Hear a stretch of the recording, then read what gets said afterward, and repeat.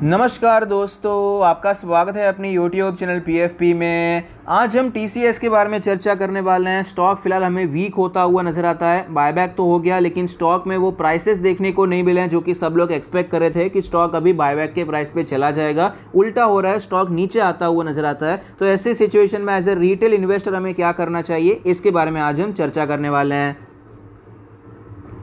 Company के Q4 के numbers पर नज़र डाल देते हैं। रेवेन्यू के बारे में बात करें तो ईयर ऑन ईयर बेसिस पे हमें 16% की ग्रोथ देखने को मिली है, जबकि नेट प्रॉफिट के बारे में बात करें तो 7% की ग्रोथ हुई है। क्वार्टर ऑन क्वार्टर बेसिस पे हमें 3% की ग्रोथ रेवेन्यू में नज़र आती है और प्रॉफिटेबिलिटी में 2% की ग्रोथ हुई है। तो क्लियरली रिजल्ट्स बहुत ज़्यादा खराब नहीं है। रेवेन्यू और आपको नेट प्रॉफिट दोनों ऊपर जाता हुआ नजर आया, लेकिन रेवेन्यू 16% ऊपर है और प्रॉफिट सिर्फ 7% ऊपर है। तो क्लियरली मार्जिन्स पे आपको इंपैक्ट यहां पर नजर आता है।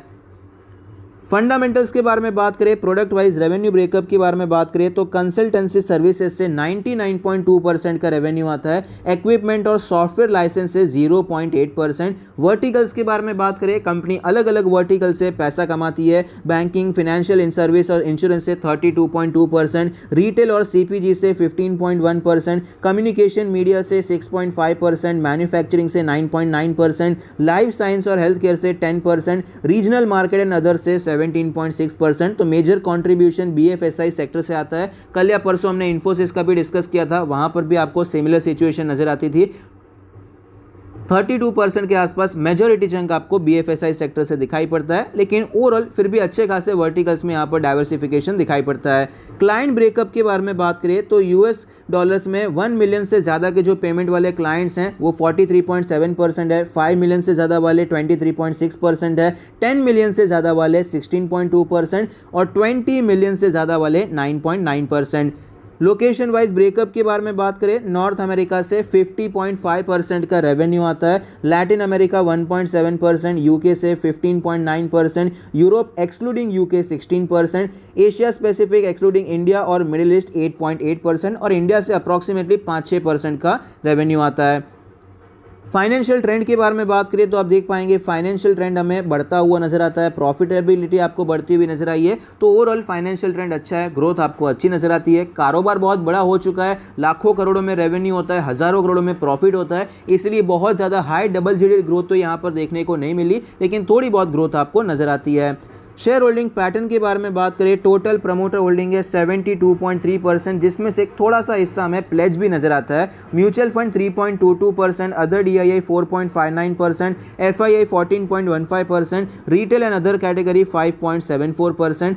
एनालिस्ट के रेटिंग के बारे में बात करें, 45 एनालिस्ट ने स्टॉक को कवर किया है, जिसमें से 48% का मानना है कि खरीदारी करनी चाहिए। हायर साइड पे 51% का अपसाइड है, मीडियन 22% का अपसाइड है और लोअर साइड पे 6% की गिरावट बताई जा रही है। पीयर कंपैरिजन के बारे में बात करें तो IT में सबसे बड़ी कंपनी तो TCS है, जो सेकंड नंबर पे है इन्फोसिस, वो आपको यहाँ पर आधे वैल्यू पे दिखाई पड़ती है। इसकी मार्केट कैप 12 लाख है तो इन्फोसिस की 6 लाख है। तो क्लियरली TCS काफ़ी ज़्यादा आगे नज़र आती है। वैल्यूएशन के बारे में बात करें तो आगे है, तो भाई वैल्यूएशन भी यहाँ पर महंगा है। प्राइस टू बुक रेशियो आप देख सकते हैं सबसे ज़्यादा महंगा है, प्राइस टू अर्निंग्स रेशियो आप देख सकते हैं सबसे ज़्यादा महंगा आपको नज़र आता है। तो प्रीमियम वैल्यूएशन पे कंपनी ट्रेड कर रही है, उसमें कोई डाउट नहीं है।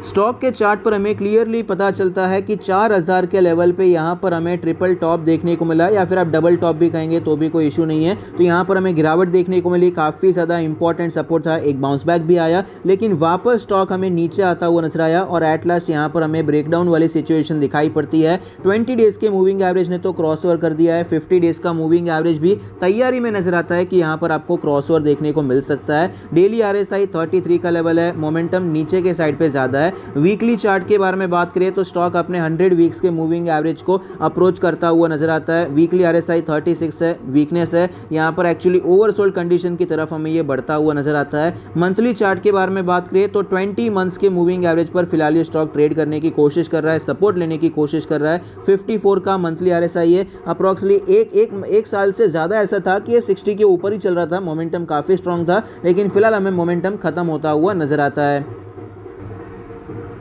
इंपॉर्टेंट लेवल्स के बारे में बात करें तो सबसे पहले रेजिस्टेंस डिस्कस कर लेते हैं। 3400 के आसपास का जो लेवल है काफ़ी ज़्यादा स्ट्रॉन्ग रेजिस्टेंस की तरह में दिखाई पड़ेगा, क्योंकि यहाँ पर मल्टीपल टाइम पहले स्टॉक ने रेजिस्टेंस लिया था, फिर एक शानदार ब्रेकआउट हुआ, उसके बाद ये लेवल आपको सपोर्ट की तरह दिखाई पड़ा, लेकिन ये सपोर्ट एट लास्ट हमें टूटता हुआ नजर आया है। सपोर्ट के बारे में बात करें 2900 से करके 3000 का ये जो जोन है एक सपोर्ट की तरह नजर आता है। आप देख पाएंगे यहाँ पर ये मल्टीपल टाइम 3 महीने तक इसने रेजिस्टेंस लिया, उसके बाद ब्रेकआउट हुआ, फिर सपोर्ट लेकर आपको ये धीरे धीरे करके ऊपर जाता हुआ नजर आया, तो ये जोन काफी इंपॉर्टेंट हो जाता है। वीकली चार्ट पे देख लेते हैं, थोड़ा क्लियर पिक्चर आपको दिखाई पड़ेगा। आप देख पाएंगे रेजिस्टेंस कैसे आपको यहां पर कंफर्म होता हुआ नजर आता है। यहां पर एक और चीज है, ये गिरावट देखने को मिली, एक बार बाउंस आया, फिर से नीचे गया, फिर से आपको यहां पर एक डोजी कैंडल नजर आई, उसके बाद आपको गिरावट देखने को मिली है, तो कंफर्मेशन अच्छे खासे यहां पर नजर आते हैं। और स्टॉक का जो सपोर्ट है ये भी यहां पर आपको कंफर्म होता हुआ नजर आया। डेली चार्ट पर भी आप देख पाएंगे आपको काफी ज्यादा क्लीन चार्ट नजर आता है और क्लीन ब्रेकडाउन हमें यहां पर दिखाई पड़ता है। ये मैंने आपको पब्लिक टेलीग्राम चैनल में भी शेयर किया था, जब ये स्टॉक कल ही शेयर किया था कि हमें ब्रेकडाउन यहां पर नजर आता है और 3000 की तरफ हमें ये बढ़ता हुआ नजर आ सकता है। तो ऐसी सिचुएशन में एज ए रिटेल इन्वेस्टर हमें क्या करना चाहिए? तो जो शॉर्ट टर्म और मिड टर्म के इन्वेस्टर्स हैं, अभी फिलहाल के लिए मोमेंटम नहीं है, जब तक ये स्ट्रांग नहीं होता है, इसके ऊपर नहीं जाता है, तब तक के लिए हमें अवॉइड करना चाहिए। इनफैक्ट अगर आपने कोई पोजीशन बनाकर रखी है तो यहाँ पर स्टॉप लॉस लेने का भी टाइम आ चुका है। मैं मानता हूँ टीसीएस बहुत अच्छी कंपनी है, नो डाउट, इन्वेस्टिंग अलग होता है और पोजिशनल ट्रेडिंग अलग हो जाता है। ट्रेडिंग में आप कोई भी कंपनी हो, स्टॉप लॉस लेना जरूरी हो जाता है। स्टॉप लॉस नहीं लेंगे तो आपका कैपिटल फंस जाता है, आपको अच्छी अपॉर्चुनिटीज मिलेगी तो आपको वो उसका फायदा नहीं उठा पाएंगे। इसलिए मैं हर बार आपको कोई भी शेयर हो स्टॉप लॉस जरूर बताता हूँ, क्योंकि ट्रेडर्स भी है मार्केट में और इन्वेस्टर्स भी हैं। तो एज ए ट्रेडर यहाँ पर क्लियरली आपको बियरिश हो जाना चाहिए, यहाँ पर स्टॉप लॉस लेकर निकल जाना चाहिए। लॉन्ग टर्म के बारे में बात करें तो मेरे हिसाब से ये अपॉर्चुनिटी हमें दिखाई पड़ती है, अच्छी कंपनी है, स्ट्रॉन्ग कंपनी है, तो अच्छे लेवल्स पे हमें खरीदारी का मौका भी मिल जाता है।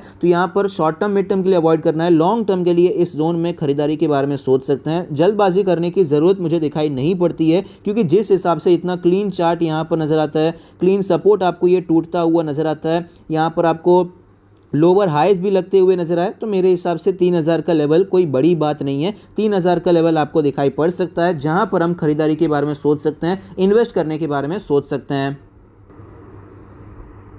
पॉजिटिव्स के बारे में बात करें तो कंपनी के फंडामेंटल्स बहुत अच्छे हैं, ग्रोथ काफ़ी अच्छी है और प्रमोटर का स्टेक भी आपको बढ़ता हुआ नजर आया। देखिए 5-10% से तो नहीं बढ़ा है, 0.1% आपको बढ़ता हुआ नजर आता है, लेकिन इतनी बड़ी कंपनी है, थोड़ा बहुत भी बढ़ता है तो ये हमारे लिए पॉजिटिव है। नेगेटिव्स के बारे में बात करें, टेक्निकल्स वीक हैं, नंबर्स भी थोड़े बहुत वीक हैं, एक्सट्रीमली वीक नहीं है। FII DII दोनों का स्टेक कम हो रहा है और रिटेलर्स का स्टेक बढ़ता जा रहा है। इसका रीजन तो मेरे हिसाब से बायबैक ही है, बायबैक के लिए लोगों ने खरीदा था शेयर को, इसीलिए आपको ये स्टेक बढ़ता हुआ नजर आया। Most of the analyst bearish हैं, 0.35% आपको प्लेज नजर आता है और वैल्यूएशन भी आपको थोड़ा बहुत प्रीमियम नजर आता है, लेकिन क्वालिटी स्टॉक है इसलिए प्रीमियम चल रहा है। और ऐसा नहीं है कि एक्सट्रीमली प्रीमियम है, बाकी सब 20 से 30 के 20, 28, 20, 25 इसके रेंज में चल रहे हैं और ये 50-60 की रेंज में चल रहा है, ऐसा नहीं है। ये आपको 30 पे दिखाई पड़ता है, 30 का P ratio extremely higher end पे नहीं है, लेकिन पीयर्स के हिसाब से आपको फिर भी अच्छा खासा प्रीमियम नजर आता है। तो ऐसी सिचुएशन में क्या करना चाहिए? शॉर्ट टर्म और मिड टर्म के लिए वीक है, अवॉइड करना चाहिए। लॉन्ग टर्म के लिए 3000 के आसपास आता है तो खरीदारी के बारे में सोच सकते हैं। आई होप आपको ये वीडियो पसंद आता है, आपके इन्वेस्टमेंट और ट्रेडिंग डिसीजन में आपको ये मदद करता है। Thank you, stay happy, happy investing.